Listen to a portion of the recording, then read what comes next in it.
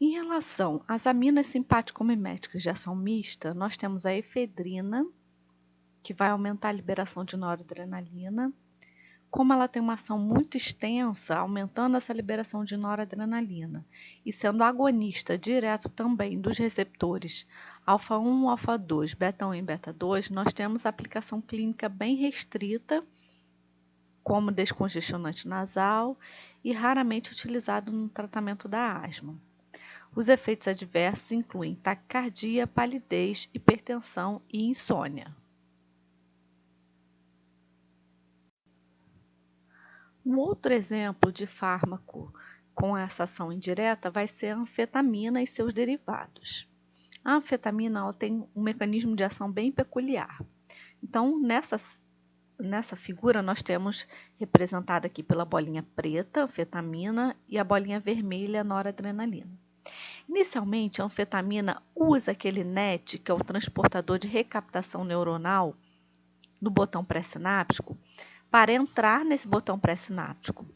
Então, nesse primeiro momento, você já tem uma competição dessas duas moléculas por esse transportador, e aí você começa a acumular a noradrenalina na fenda sináptica.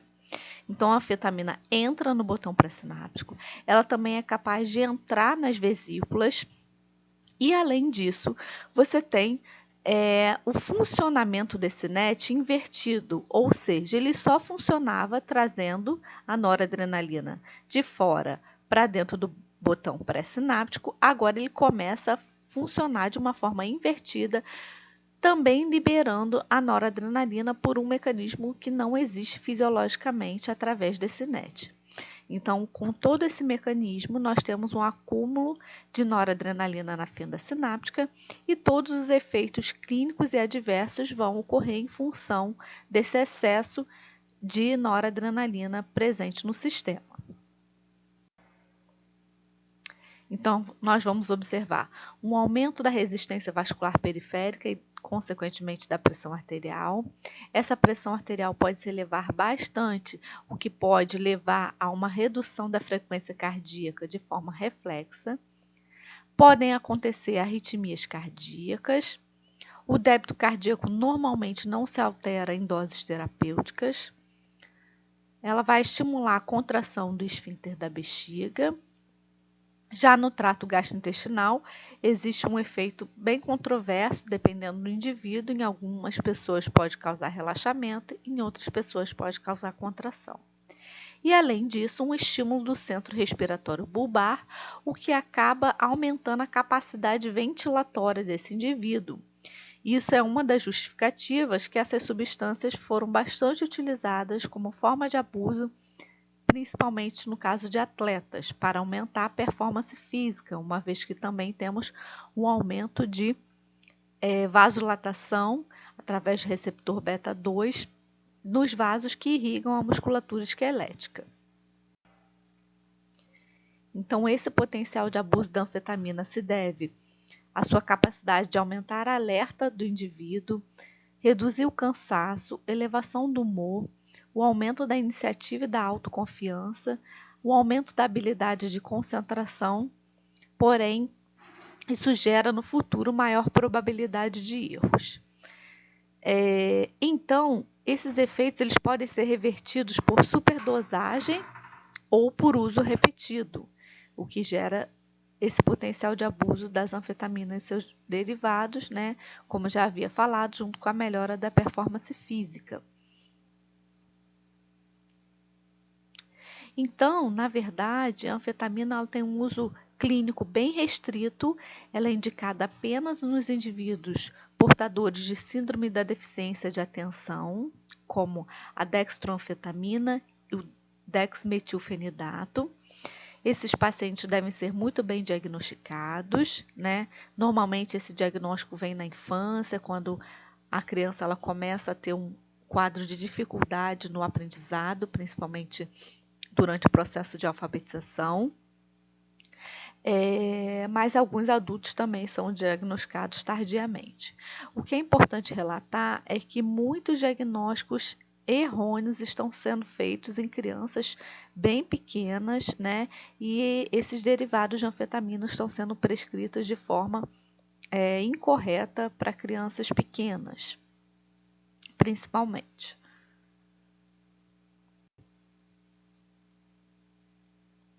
E aí, com esse potencial de abuso, nós podemos observar um alto grau de toxicidade, incluindo, por exemplo, tremor, cefaleia, febre, um aumento da loquacidade, irritabilidade e agressividade.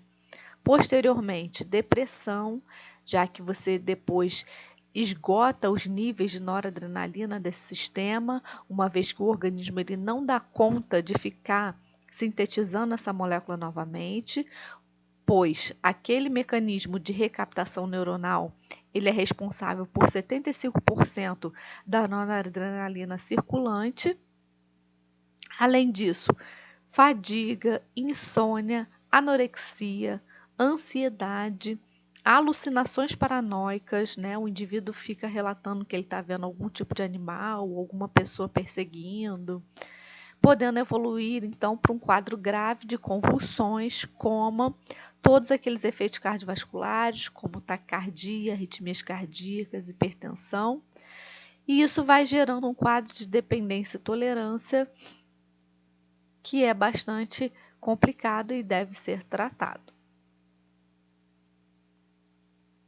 O tratamento de um quadro agudo de intoxicação deve ser feito com acidificação da urina, já que a anfetamina, a metanfetamina, por exemplo, são substâncias básicas, com sedativos, já que essas pessoas chegam muito agressivas e muito agitadas, normalmente na emergência, e com antagonistas alfa-adrenérgicos para a gente poder bloquear o efeito hipertensivo em função da noradrenalina, fazendo vasoconstrição no receptor alfa-1.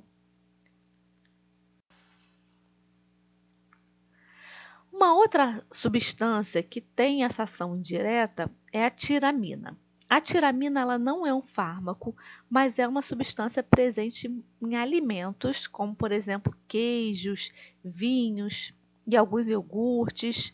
E aí nós vamos ver essa reação que é chamada de reação do queijo. Quando os indivíduos que utilizam fármacos inibidores da monoaminoxidase, que é aquela principal enzima que degrada a noradrenalina, mas também é responsável por degradar a tiramina. Então, esses indivíduos vão ter um aumento de noradrenalina pelo uso do inibidor da MAO, além de um aumento das concentrações de tiramina provenientes desses alimentos e que tem essa ação indireta de aumentar também a concentração de noradrenalina no organismo. Daí, esse indivíduo vai vir com uma crise hipertensiva. Além disso, nós temos cefaleia, palpitação, rigidez de pescoço, náusea, vômito, sudorese, midríase, fotofobia e angina. Então, essa reação do queijo ocorre nos indivíduos que são usuários de fármacos inibidores da MAO e comem em excesso esses alimentos ricos em tiramina. Vamos então agora iniciar o estudo dos antagonistas do sistema adrenérgico. Os antagonistas alfa não seletivos, eles podem se dividir em competitivo reversível, como por exemplo a fentolamina, e competitivo irreversível, como por exemplo a fenoxibenzamina. Ao bloquearmos o receptor alfa-1, vamos observar o efeito vasodilatador, que ocorre em arteríolas e nas veias. Isso vai contribuir para a redução da resistência vascular periférica e, consequentemente, da pressão arterial. Essa redução de pressão arterial pode gerar um reflexo barorreceptor, que vai ser responsável pelo aumento da frequência cardíaca e do débito cardíaco. Podemos observar também retenção de fluidos, além de relaxamento de músculo liso não vascular, que inclui esfíncter de bexiga e próstata. Quando ocorre o bloqueio do alfa-2, principalmente naquela região pré-sináptica, a gente vai observar um aumento da liberação de noradrenalina, além disso, um aumento de secreção de insulina e a vasodilatação por esse bloqueio do alfa-2 direto nos vasos, apesar da gente saber que existe uma concentração menor de alfa-2 nos vasos em relação ao receptor alfa-1. E como a gente tem o bloqueio desses receptores alfa, essa noradrenalina vai acabar se ligando, assim como a adrenalina, nos receptores beta que estão livres. E aí nós podemos observar um aumento de débito cardíaco e de frequência cardíaca em função da ação dessas aminas no receptor beta-1. E também podemos observar uma hipotensão em função da vasodilatação mediada por receptor beta-2. Esses fármacos podem ser usados no tratamento de feocromocitoma, que é aquele tumor da adrenal responsável por produzir um excesso de catecolaminas, adrenalina e noradrenalina, e esse indivíduo tem como quadro clínico principal uma hipertensão bastante grave. Em algumas situações esse tumor pode ser operável, em outras situações não, e esses antagonistas alfa-adrenérgicos vão ser importantes nesse controle da hipertensão do indivíduo portador de feocromocitoma. A fenoxibenzamina ela pode ser utilizada nos pacientes portadores de hiperreflexia autonômica. São aqueles indivíduos, por exemplo, cadeirantes, paraplégicos, que precisam fazer regularmente um esvaziamento da bexiga. E aí, além desse esvaziamento da bexiga ou outros fenômenos que podem ser considerados como, entre aspas, agressivos a esse organismo, o indivíduo responde com um excesso de ativação do sistema simpático. Então, a fenoxibenzamina vai fazer esse bloqueio alfa não seletivo e vai impedir a crise hipertensiva que ocorre durante esses estímulos nocivos no organismo dos pacientes paraplégicos ou tetraplégicos. Além disso, a fenoxibenzamina ela pode ser utilizada no tratamento da hiperplasia prostática benigna. Durante esse processo de hiperplasia, nós temos o aumento da próstata, o que vai comprimir o ureter e, consequentemente, dificultar a liberação de urina. Então, o paciente vai relatar para vocês que ele faz um xixi pingadinho ou um jato muito fino, tá? E aí, esse bloqueio alfa vai ajudar a relaxar essa musculatura lisa dessa região. Já a fentolamina, ela pode ser utilizada na prevenção da necrose local com a administração e extravasamento de fármacos agonistas alfa-2 no caso de administração incorreta e extravasamento. E no tratamento da crise hipertensiva, em duas situações. Após interrupção do tratamento com clonidina, que ocorre normalmente durante essa interrupção abrupta do tratamento com clonidina, ou pela crise hipertensiva na associação de fármacos inibidores da MAO com os alimentos ricos em tiramina que a gente acabou de falar.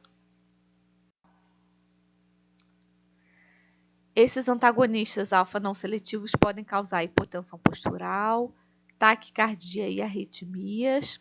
A fenoxibenzamina pode causar inibição da ejaculação e aspermia, e a fentolamina pode causar dor abdominal, náusea, exacerbação de úlceras pépticas. Temos também os antagonistas alfa-1 adrenérgicos seletivos, como, por exemplo, a prazosina, terazosina, doxazosina e tanzulosina. Todos eles são competitivos reversíveis.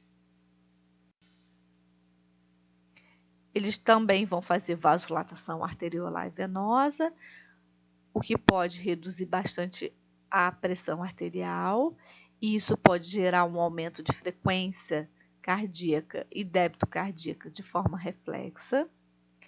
Podemos observar uma melhora do perfil lipídico, com uma diminuição de colesterol total, o LDL e os triglicerídeos, além de um aumento do HDL, que é aquele colesterol bom, e da lipoproteína lipase.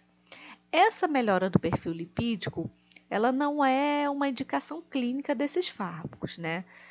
Vamos supor que você tem um paciente hipertenso e que tenha dislipidemia. Daí você vai ter esse efeito benéfico associado, tá?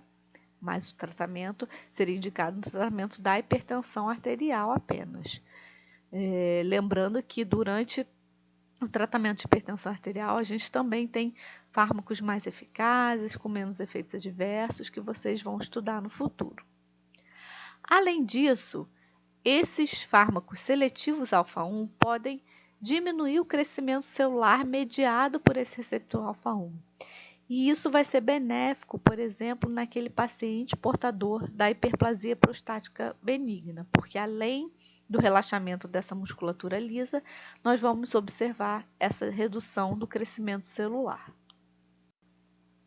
Então, aqui, alguns usos, né, como já falei, na hipertensão arterial sistêmica e na hiperplasia prostática benigna, nesse caso se usa normalmente a tanzolosina, e na doença de Raynaud, que é uma doença caracterizada por um vasoespasmo digital que ocorre em situações onde o indivíduo sente frio, né? Então, esse vasoespasmo digital em excesso podem causar até necrose digital, e aí essa vasodilatação em função do bloqueio alfa-1 vai ser benéfico para esses pacientes.